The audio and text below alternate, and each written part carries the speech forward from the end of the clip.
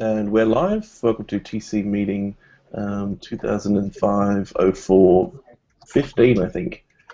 And we have Ben, Bert, Chris, Dominic, Isaac, Jeremiah, Michael, and myself, Rod. So we have 4 items on the agenda today, but we're going to jump straight into a review of last meeting, which I wasn't present at, but we had the HTTP versus HTTPS options thing that was discussed. Somebody have the resolution for that handy? I can't remember. I did listen, but I can't remember. Yeah, it was punted because during the discussion some other suggestion came up, and we thought it should be discussed on GitHub first before we were going to make a decision on it. Okay, so that's issue 1101 if anyone wants to hop in on that. util.is was discussed, and I believe the path forward was to just print a deprecation warning that mostly it's to use userland modules for it, but I think there was some where it was you can use built-ins for them instead. I recall that the resolution was to not print a deprecation warning, but only documentation. Mark it as deprecated in the docs. Yeah, it was a path thing. It was the path towards deprecation. It was first do docs, then maybe later do deprecation warning, but for now, yeah, docs. Exactly. Sorry. Dev policy was discussed, so the document that's evolving at James's repo, dev policy. Isaac was discussed, who is here now. Right. Yeah, so that was just about that was actually just in the context of what do we do for evolving TC membership, just given Isaac had a long absence, but I don't think that was a conclusion. That was more of a discussion. There was one. We spoke about it for 2 minutes. That was all. Yeah, it wasn't. We're not trying to kick you out, Isaac. That was just a. Oh, I'm. We're just very subtle about it. I'm trying to get kicked out. It's okay. I plan on leaving. Congrats on the funding, by the way, Isaac. Oh, thanks. Yeah, big deal. And required dot was discussed, and that was in the context of node paths, environment variable, and the way that it's been discovered that there's usage out there of required dot that people are using combined with node paths. What was the resolution on that one? Do a hack for now, and then deprecate bad things over time. What does required dot actually do? Wouldn't that just return the main module? It does. It requires. Previously, it would error unless you use node path. You had to use /. Now it works. Yeah. So required // would be require the directory of the current module. Required dot should be return the main module, like whatever was the entry point. Now it does that, but it broke some people's programs. It turns out that node paths, the environment variable, does some funky interaction that people were using with required dot. So that they were using it to call main modules from other directories, external directories. So the typical workflow problem of change a tiny thing of an established program and it breaks somebody's workflow somewhere in the universe. So that happened. I'm not understanding what the change was that broke programs. If you combined required dot and node path, it would do behavior X. However, after fixing required dot to work as you say it should, and we all think it should, it no longer behaved like X when combined with node path. Okay, so I want to just clarify that required dot should be returning basically argv1, not the current working directory or the directory of the module. I don't know. It's been. Let's take the discussion to the issue tracker, perhaps. Okay. Yes. Yeah. Okay. Issue tracker. That was and also, it's different when you do node-e versus have required dot in a module. Well, like the interesting thing is like the shoot part I don't really understand. I think that everybody agreed that sort of there was a certain expected behavior for required dot, and that at some point got implemented and it broke some exotic use case. So that was basically what the discussion was about. And we decided to add a hack to detect this particular exotic use case and then warn people about it and fix it for now. Okay, look, moving on, because that's an issue on GitHub still. It hasn't been merged yet, that hack fix, but I think there's punting till a major version bump to actually break that previous usage. Okay, so quick stand-up. Let's do a stand-up, and first on the list would be Ben. Hey, nothing unusual for me. A couple of build fixes, but mostly reviewing other people's patches. I will be working less on io.js in the coming weeks, just for your information. I suppose Bert is next. I did little coding and basically only talking, and I did some Clang hacking. Well, it's all not interesting. So I did nothing. Next is Chris.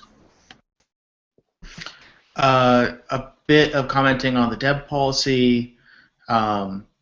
Did a little bit of surgery on the stack analysis stuff. Doing a write-up of that now, going to hopefully have it done pretty soon here and hand it off to other people. Other than that, not much. Dominic? So I mostly just reviewed the URL pull request, the Semper major change from Petka about making it all faster. I've had some feedback there, and also had to feed into the fact that like the URL spec itself is a mess, and so we don't actually know what we're doing. But I think it's on a good path. Hopefully, we should be able to get that merged soon. So I think that I'm next. I have been on vacation and busy talking to a bunch of reporters about our fundraising. So I have not done really anything regarding io.js. And I guess we can circle back to that unresolved agenda item about my status on the TC. But just for moving forward, I'm probably going to have less and less time for io.js rather than more.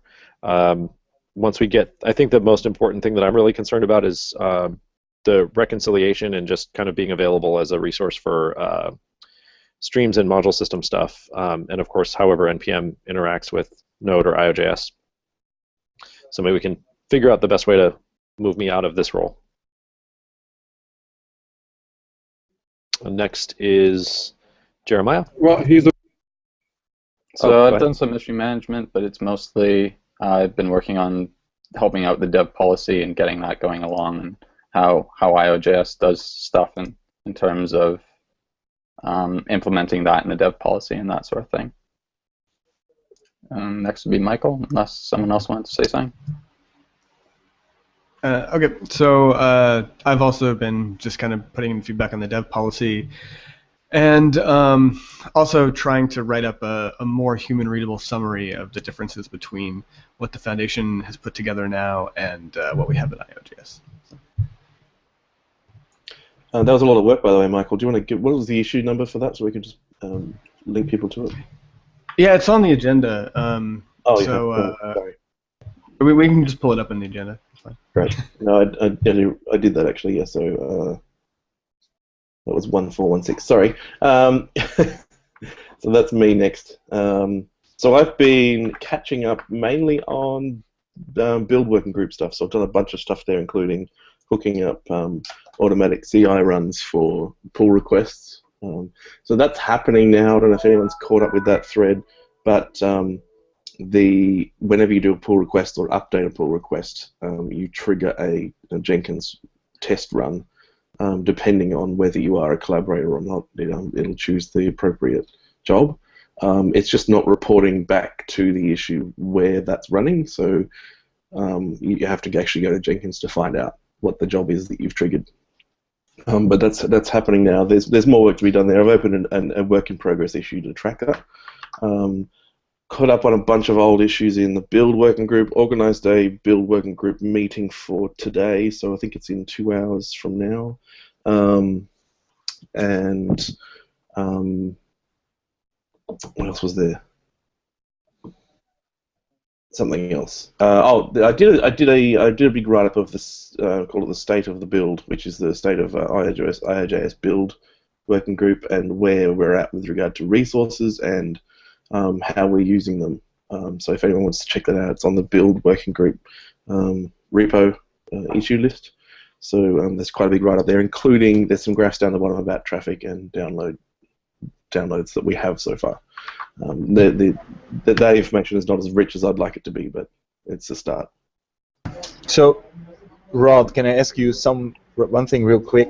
When is the plan to enable like the tab builds? So we can do that whenever. The only blocker for that was the fact that we ran into, while we were enabling them, we ran into problems with the Windows build, and also they were enabled in the it was make test CI, which we have reverted using again for the second time because test CI does. I don't know if it's fixed yet, but a couple of people were looking at it. It does some weird thing with breaking tests when it adds the add-ons to the tests. So we can enable TAP for what we're doing now. That'd probably be the quickest path, but we do need to fix the test CI make and VC build. Okay. But if you want that, I can enable that very soon. Well, so I showed it last week. I was making a better dashboard, but I need TAP to actually have it work with io.js. So right now it works with Node, which is not, interesting, but not what we care about. Okay, I'll put that on the list today to talk to the build group about. Cool. So let's get straight into the meeting. Let's start off with first on the agenda was upgrading to V8 4.2. So Chrome, is it 42 that was released? Yes, indeed. Yeah. So Chrome 42 has been released, and that means we are ready to upgrade to V8 4.2. I think there's two main things here. One is to actually do the upgrade. I think so. The next branch is active-ish. It's got most of the changes in, I believe, and we are actually producing next nightly builds on that as well. So a different class of nightlies. And the other discussion was around versioning. So maybe Ben, do you want to tell us about the state of that and what the path is to get the head branch merged? Well, it's basically just a matter of git merge, I think. So the next branch has V8 4.2. Everything seems to be working fine. All tests pass. API changes on the C++ level are fairly minor this time around, so no major breakage. Dominic just pointed out that Next should upgrade to 4.2.77.14. There's actually an open pull request for that, which Fedora has looked good to me, but which I haven't landed yet. So what was my point again? Oh yeah, well, everything seems to be running smoothly. It's more, well, I think we need to decide on what patches besides the V8 upgrade we want to land in 2.0. For example, Petka's newer, faster, better, stronger URL parser. And there are a couple more. And maybe I'm going ahead. Sorry, no, let me rephrase that. So we can land the upgrade, but there was some discussion on whether it should be a minor or a major bump. And I guess part of the issue is we can totally avoid that question if we also happen to merge some other major PRs at the same time. But we should probably also settle that question. Exactly.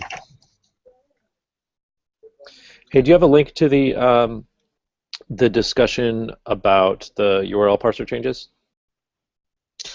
Yeah, I do, and I will paste it in the io.js channel for the public record. It's a pull request actually.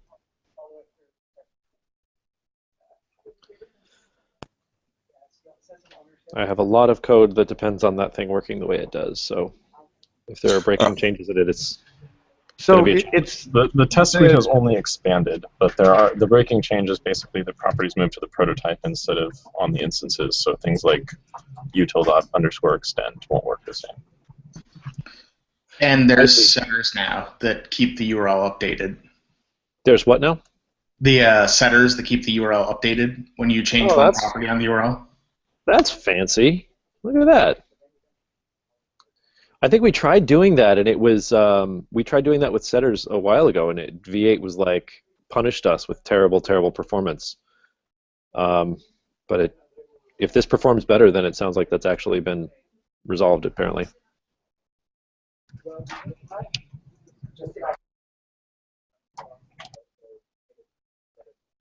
So the issue of versioning here then, so we're, according to our current policy, there's no reason to jump to 2.0 because all there is some V8 API changes that could be, or that are, managed by Nan. So There's ABI changes that are not managed by Nan, correct? Yeah, it is a flag day event because everyone needs to recompile. Right, but there's not. We've never actually said in a policy anywhere that recompiles create a major version bump. Like I don't know why that's become law for some people. I know exactly what happened. So it's because we had a meeting where we considered taking a change, and it was relatively small and not really worth breaking ABI, making everybody recompile. And we were and in that meeting we kind of said, well, if we're going to force everybody to recompile their add-ons, it should be a major release.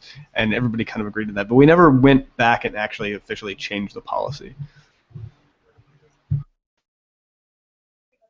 So I'd like to discuss that for a minute though, because if we're going to do that, then we're going to have a major release every V8 upgrade,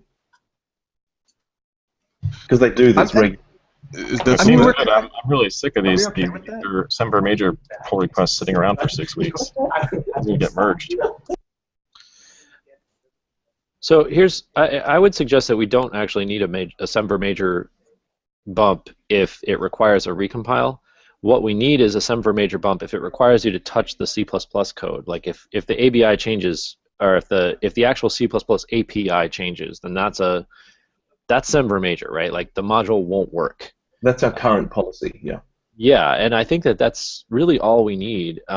We should consider ABI changes as a change and as a cost for sure. And if it's something tiny, maybe put it off. But I think just like including that in a Semper minor should be fine. That's my sense of it anyway. So my concern is that if every once in a while when you upgrade Semper Major, your app doesn't work and you have to go in and recompile all of your add-ons everywhere, it's kind of a penalty to upgrading on minors, and I worry that people will stop taking minors as quickly and consider them more. Whereas like if we're essentially just adding API, we're never breaking anything, we're never making you recompile, people will take minors a lot faster, and they'll really only like take a moment to consider taking majors. Although npm rebuild is part of a lot of people's workflow already. Like, people are used to this because it happened a couple of times in 0.10 there was an ABI change in the middle of 0.10. Yeah, not on purpose, but it did happen. Right, and I'm pretty sure that a lot of people were really upset. But also a lot of the people that are using io.js were also using 0.11, and pretty much every version of 0.11 required a rebuild. I don't know. I mean, now I'm having memories of those 0.10 days, and like I was like that. Now that I understand what's going on, that explains so much of my frustration. And like, oh no, a new machine, I have to upgrade it over. Oh, now I have to recompile. It's like that really sucked. Yeah, I mean, we should be imagining this better, and we have a much faster release train now. So I don't. I mean, what is the problem with doing majors this often, right? I mean, we have 6 other pull requests sitting there too. And Like keeping the amount of major changes that go into every major release and breaking changes that go into every major release seems like a really good thing, right? There is a problem, which is that that the upgrade path for people is a lot more fraught with friction. Like you to upgrade to 2.0 and 3.0, you're going to have to go in and fully understand what's going on and what's changed. But what Michael's saying is that actually is the opposite, right? Like if we keep the interim between the releases low, then the number of changes will be low, and the friction to upgrade will be low, right? Whereas if we say, oh, we want major releases every 3 months, 6 months, not every 6 weeks, then there's going to be a lot of changes, and the friction to do a major upgrade is going to be very high, and people aren't going to do it.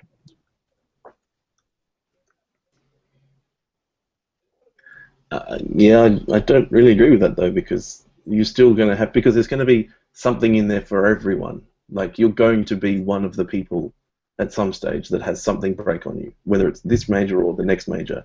You're still going to have to go and understand. Yeah, you always have to look at the changelog, but like you'll be able to look at the changelog, and it'll take you like 5 minutes to go like, oh, actually, I don't use this, or oh, I need to recompile my add-ons, and then you'll be good. Whereas if the changelog's 6 months worth of accumulated stuff, that's a whole day's project. It's not that simple, and it's not simple because of the huge dependency trees that we have for all of our applications in Node. You can't decide that for your application based on your knowledge, because you don't have deep knowledge of your dependencies, and we have no mechanism for dependencies saying what version of the engine that they are okay with, because people aren't using the engines properly, and it's not going to work for this at the moment. That's fair. Okay, so here's the difference, right? We have the same amount of changes going in and the same amount of potential breakage going in, right? Except maybe we're batching a bunch of behavioral changes every 6 months rather than every 3. So if we do majors more often, what ends up happening is a bunch of people upgrade and it all just works fine. Like that starts to happen to them, and that's never happened before, right? So a lot of people are tweeting like, oh my god, I updated to 2.0, it's fine, 3.0, it's fine. Most people will be fine in each release, and a few people in each release will have to change something. And that becomes the exception rather than the rule. Instead of every year we do a major release and everybody breaks and everybody waits 6 months to take it. Yeah, I think that's a really good point. And if we start making ABI changes on minors, then what's going to become like the noise is going to be more about, oh my goodness, I upgraded a minor version and it broke my thing. Like we may as well just ship more major versions. Aim to do one at least every 6 months. And being able to keep the number of breaking changes per major down lets us better target and section off the part of the ecosystem that might be affected and message that better as we release, or even prevent some of the damage that could happen through pull requests proactively. Yeah, absolutely. Or even if we find that something breaks too much, we can even back it out and try it. Like, I mean, we can do that too, right? Yeah, we can back if we it don't out have the next major. Yeah. Like the fewer changes that we have, the easier that it is to take one of those out. Where if we have a million, we don't know why we broke everybody. Yeah. Okay, but just given V8's past, we will have to do this every V8 upgrade. So that's like 8 times a year. Is that okay with everyone that we're going to be version 8 in a year? I'm okay with that. I'm totally okay with that. And also, I think the V8 team said that they would deprecate things for a release before removing them. Now, I don't know if that's believe only it when I see it. Yeah, no, I totally understand that. That's not something to count on. And also, like at least in the past, like V8's pretty casual about ABI changes, and there's no reason why they shouldn't be. I'm not like complaining. I'm just saying like if we want a sustainable ABI for every major, then we're going to often end up bumping the major just for a faster V8 that doesn't actually add or remove any features. It just moved around some fields. So I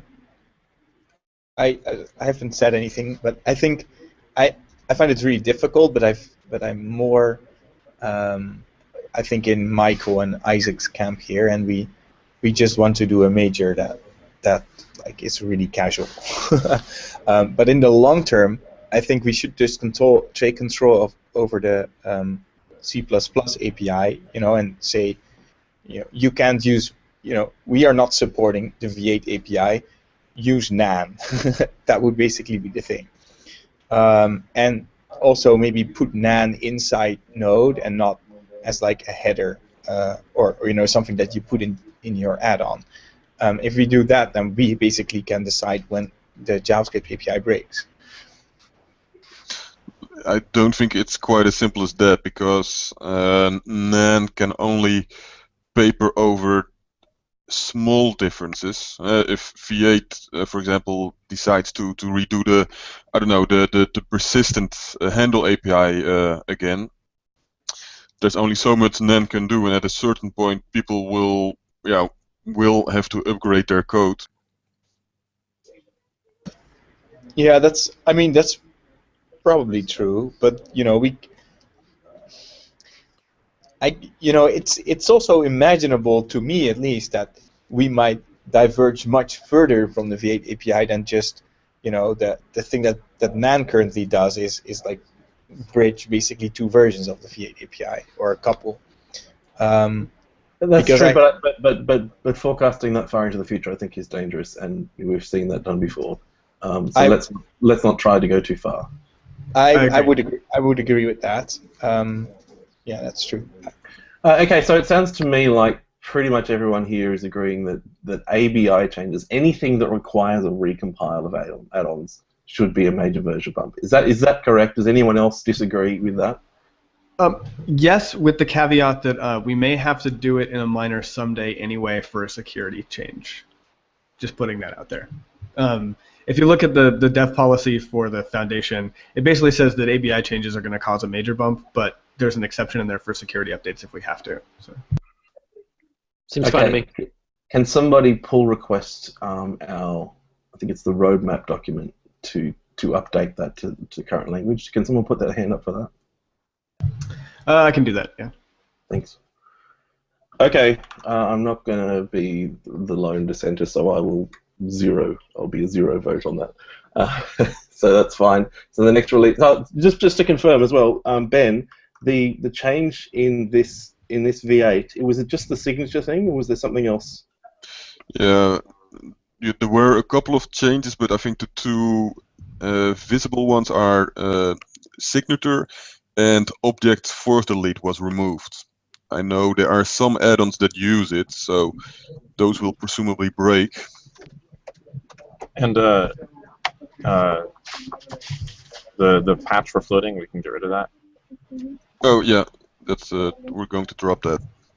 And these are not things that can be easily papered over by a minor version bump of nan, can they? Well, force delete is easy to emulate, but the signature change, I don't think you can actually. No, Benjamin and I looked at it some time ago, and I think we came to the conclusion that it wasn't possible to emulate it. So yeah, that's a completely backwards incompatible change. Okay, that's fine. So that means that we can move ahead with 2.0. There are a couple of other Semver major changes that could go in, including the URL stuff. I think that was Semver. I don't know why that's Semver major. It wasn't changing functionality, was it? That new setter property on the URL stuff does change behavior, potentially. That's a cautionary Semver major. Okay, and I don't know. I was looking at them the other day, and I didn't see anything that was obviously mergeable now. There was a couple of things that were still under discussion, and I think Trevor's arguments for process.nextTick was in there as well, and I don't know why that's Semver major either, but that was still under review. He was doing some benchmarks on that. So yeah, I mean, as soon as we can get that merged, I guess, Ben, you're probably the person in charge of getting the V8 upgrade done. Wait, so there's several. I mean, there's several Semver majors that have been there for a long time, like the process send stuff. It shows up in our known issues all the time. Can we get a tag for the Semver major changes that we haven't There is landed one. yet? That are actually ready to land, that have been reviewed? That we're ready to land. Yeah. Oh, I don't know about ready to land, but there is a tag called Semver Major, which, as far as I know, includes everything. I mean, I definitely don't want to hold up the release, but it feels bad if we've been like, this process send thing's been open since February, and now's our chance to merge it. Let's do it. I wonder what happened with util.deepStrict equal or something. I remember we discussed doing a major bump for that, but it's not showing up. I think it was the resolve that nobody felt strongly enough about it, so it was dropped. So it was CJ that originally proposed that, and she was like, "Well, it's not that important anyway." Okay. So I don't think anyone was really that emotionally. Yeah, I have like cold feet is what you call that, right? I don't really like that change. I like the new thing, but I don't like changing that. Actually, I think what may have happened. Remember, there were two different changes in the one change, and we said one we can take now, and one would have to do a major bump, and it probably just got updated to be the other one and not the major change. No, that was in the cert. That was slightly different. Oh yeah. You're right. I'm sorry. You're right. I had them confused. So the two obvious ones. Well, like there's fixed process.send sync IO regression. There's also process.send is not synchronous. They're both labeled Semver major, but I believe they're both still on Ben's plate, and also V8 upgraded on Ben's plate. And Ben's just said that he doesn't have that much time to devote to io.js in the next couple of weeks. Well, I think the process.send thing is good, but not urgent. But the V8 upgrade, of course, is important. Blindly merging things doesn't take that much time, so that's not the issue. It's mostly reviewing pull requests that eats up a lot of time. So if other people do the reviewing, then I'll be happy to do the merging. Can you do a pull request from next into v1.x? Or actually, we're going to talk about Git branching as well. Like, what are we going to do? We're going to move back to master, or what are we doing? Oh yes, please, yeah. We should do that.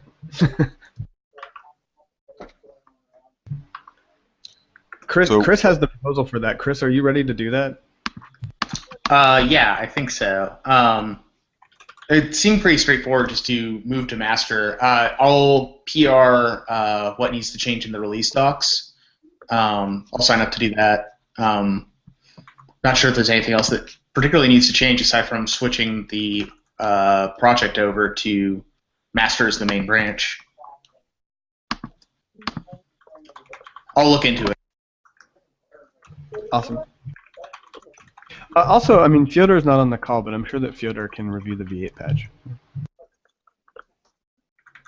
That's totally different from how software works. It's not like that at all. Okay, so Git is in the hands of Chris.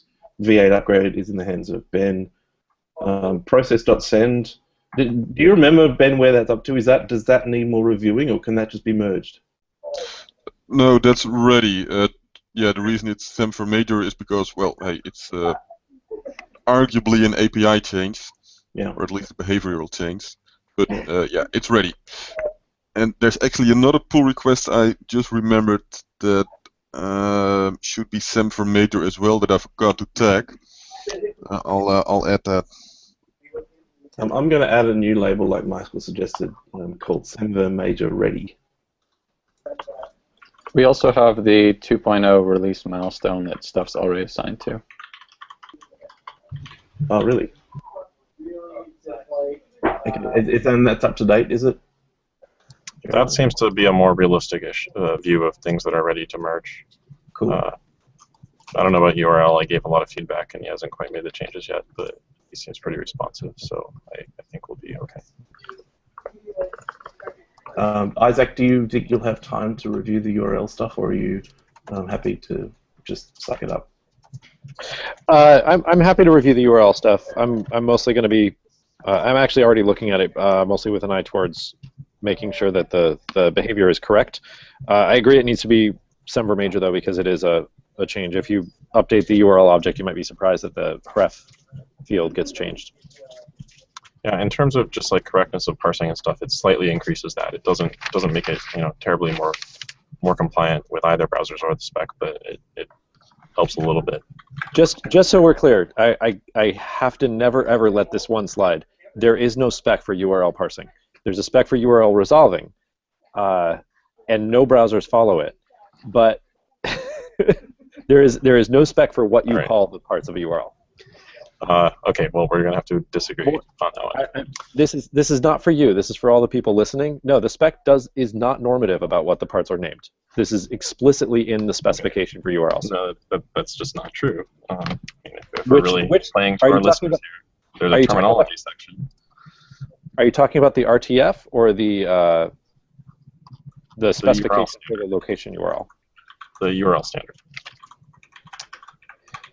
It's up to any parser implementation to call those things whatever they want, which is why we went with the one in JavaScript rather than the one in Java or Perl or some other thing. Sure, these are just names for concepts, so you can name your API whatever you want. Right, and the spec, such as it is, defines how you resolve and fetch URLs.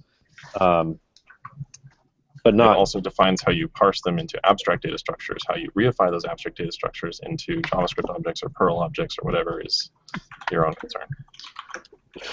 A side note, tangentially to this, I'll take a look at running that PR against packages that make heavy use of URL parse, just to make sure, and spot breakage. Yep. I'm suspecting that almost no. There's probably going to be almost no breakage. It's more just like theoretical because now there's things that are changing in the background, whereas previously there weren't. I'm mostly afraid for like handwritten proxies that aren't published to NPM. Yeah, exactly. I think that's kind of where I'm thinking the breakage will be. But just in case there's some package that's using it, maybe we can spot it ahead of time. There are places in NPM itself I know where we parse a URL and then we change the path. But I think every time we do that, we then delete the href and re-stringify it. So this will probably actually make things like better. But yeah, I wouldn't be surprised if there were some edge cases that we're not thinking about. So about that, like, would it be an idea to release a beta or something first? Like, say this is a new node with all the breaking changes we intend to ship, and then also ask people to test it themselves. Yeah, like a 2.0 RC. Yeah. I'm totally in favor of that. I think that'd be really good. Could we do that using the Next builds? Yeah, just use Next or something, but like label it more officially, put it on the homepage. Yeah, exactly. Like blog, blah, tweet. Yeah, and I mean, you said 8 hours. I'd be up for like, several days, a week. Yeah. I have two more questions about. Well, no, one remark. Ben, if you don't have time to look at process.send, I can look at it. But if it's ready to land, as you say, then that's probably not necessary. The other thing is, I made like a thing, as you all know, that fixes that renaming issue on Windows that got like a lot of people complaining. But it's opt-in. I think maybe we want to make it, like if we do a major bump, we might take the opportunity and make it opt-out because it will work for most compiled add-ons, and maybe there might be one that doesn't work. And they'd have to add something to their zip file that opts out of that feature.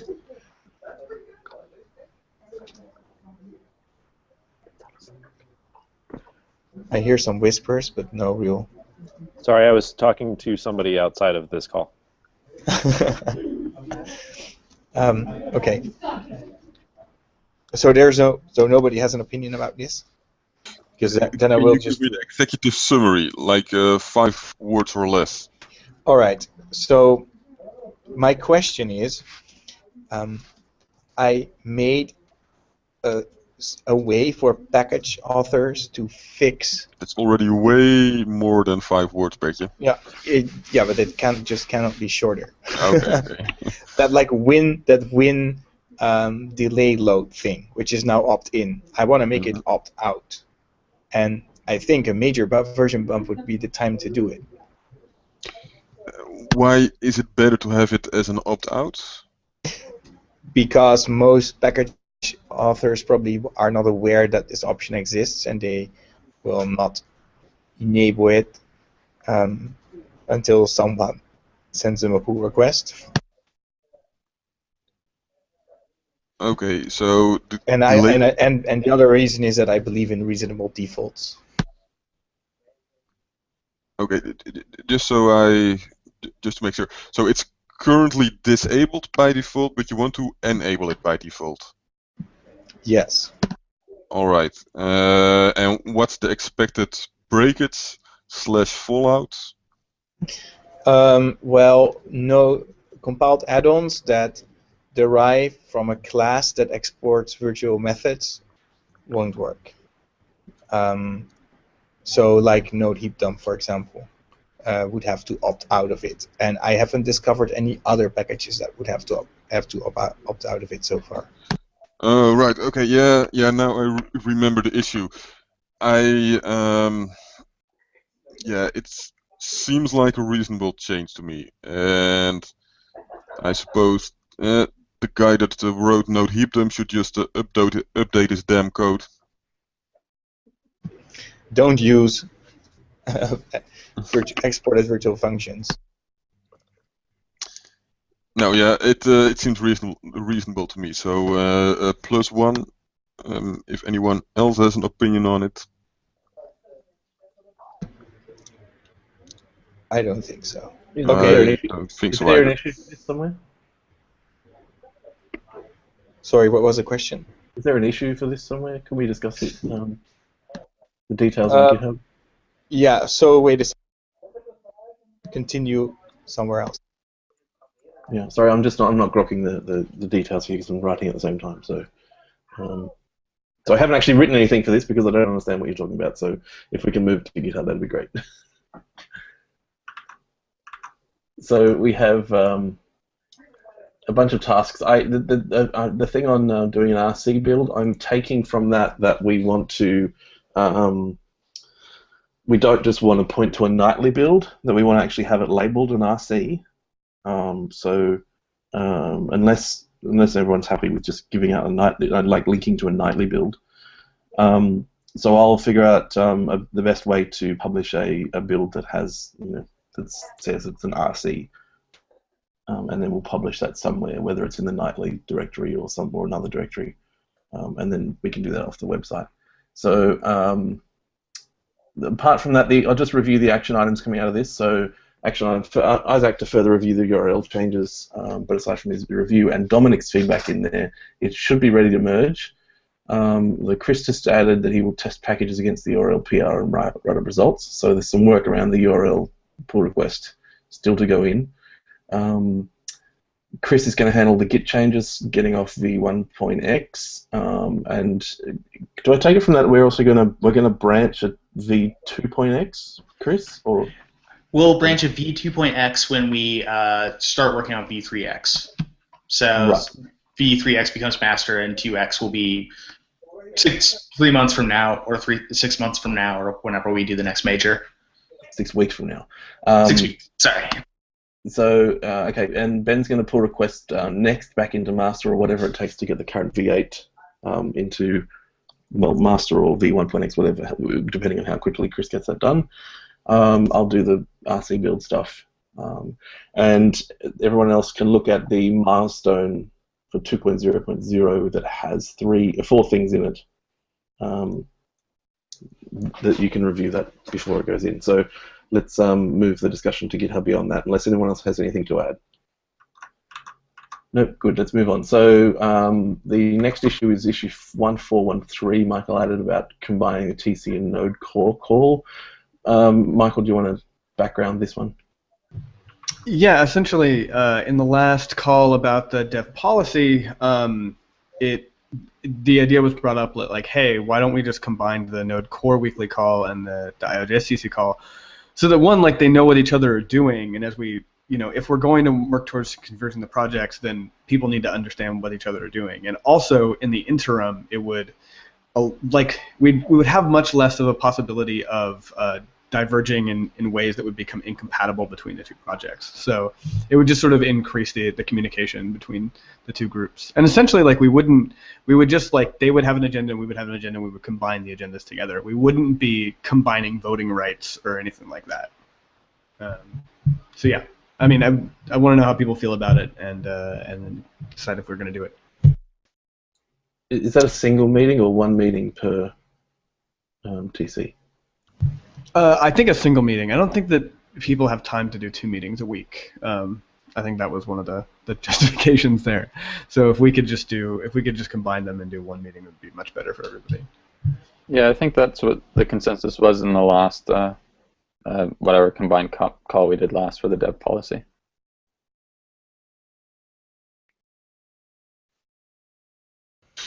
What about scheduling?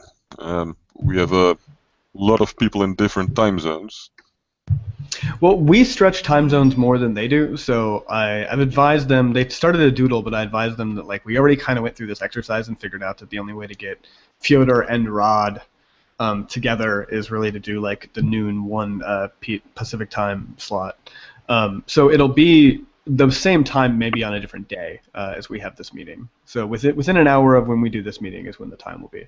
Until Fyodor is actually moving to the U.S., so then maybe we'll reevaluate and see if we can get something a little better for both Ben and Rod out of that. So.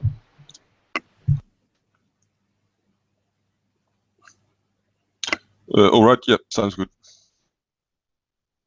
My other concern is, aside from time zone, because I'm seeing problems there, but is the size of the group and having to move to GoToMeeting or some other terrible technology. That I listened to the dev policy call, the first one, and it's hard going.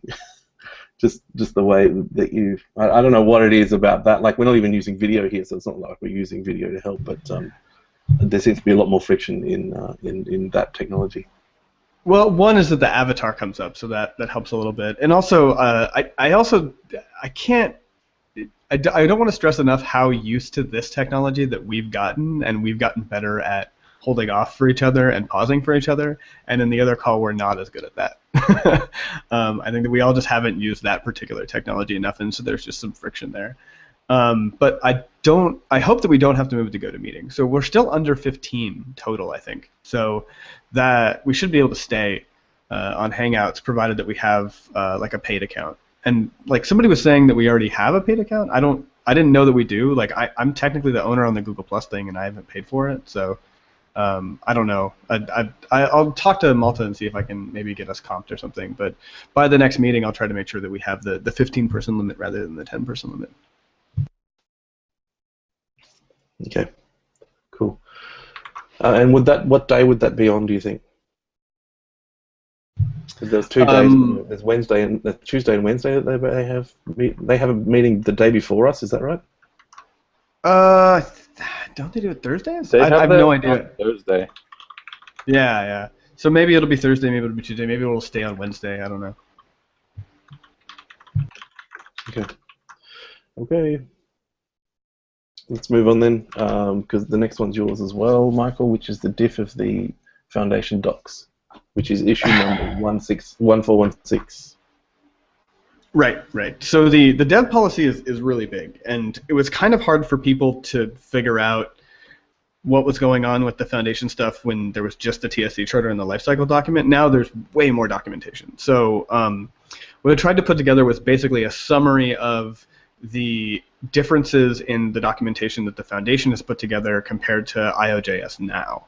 And by io.js now, I mean literally what we have documented now, what our official policies are now. There's a huge amount of changes that are in the dev policy that really don't differ from our practices, but differ from what we've actually documented formally. And until they show up in a meeting like this, like this thing, a good example is the thing that we just talked about, right? Like the fact that we said in a meeting that when we changed API we were going to do a major, and that has been the policy without us actually going back and changing the documentation. So stuff like that is actually more formally documented. So that there's a big selection of changes that are essentially what I would consider just improvements, because it's a documentation of what we do now, and better documentation of what we're enforcing kind of culturally. And then there are a bunch of things that are just different. A lot of it has to do with the fact that now there is a formal organization, and there are just differences in the formal organization rather to an informal one. And then a couple like actual, changes. And some of them I think are good. Some of them I don't really have an opinion about. But I wanted a summary that people in the community and all of you guys could look at that was not 40 pages of documentation. So hopefully go and check that out and comment on it. And I'm going to continue to update the summary there as the documentation evolves as well.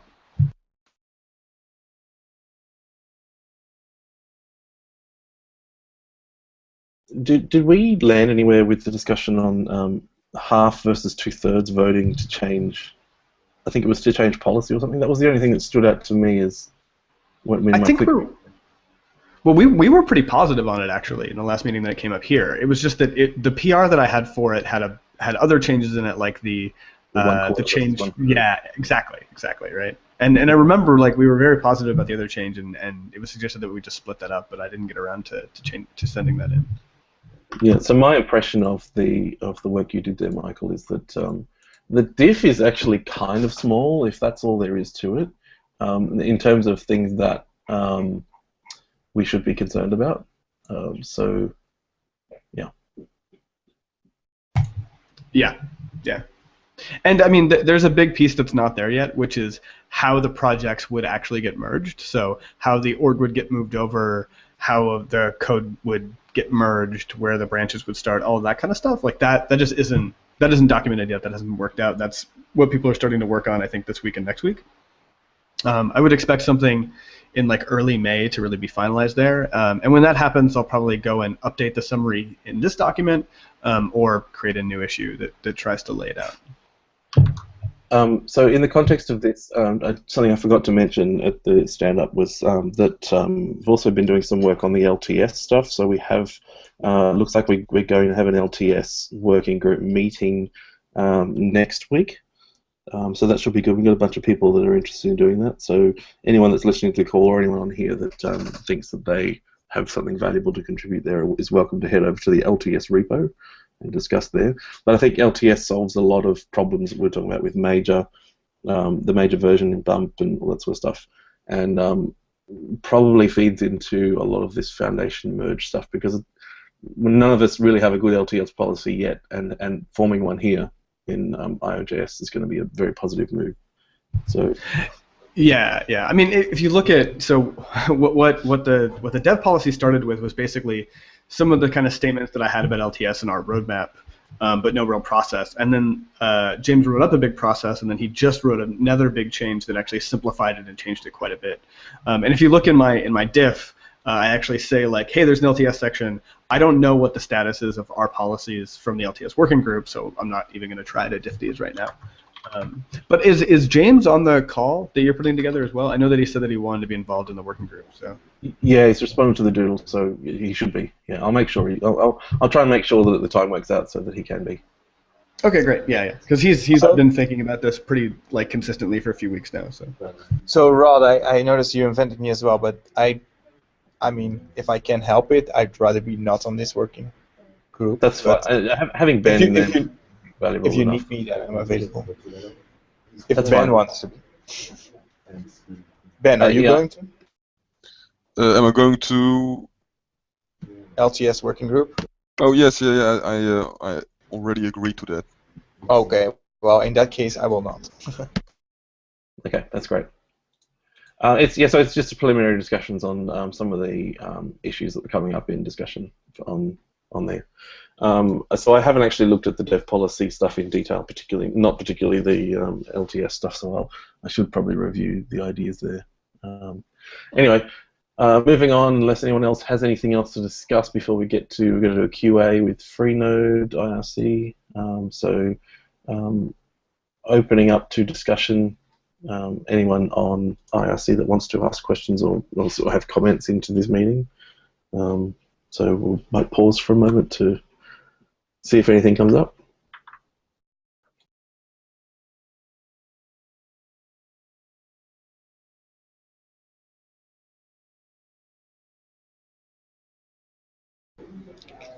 so far this experiment is not super successful, so maybe we should. Yeah, but we never allowed for a very large time window either, so... That's Yeah. true, I guess. Yeah. So For those listening, it's pound io.js on Freenode IRC. If you. do you, Rod, by the way, do you know how many spectators there are? Or I think you have a counter, right? Yeah, there's currently only 7 viewers on YouTube. There were 13 earlier, but 7. But we were too boring.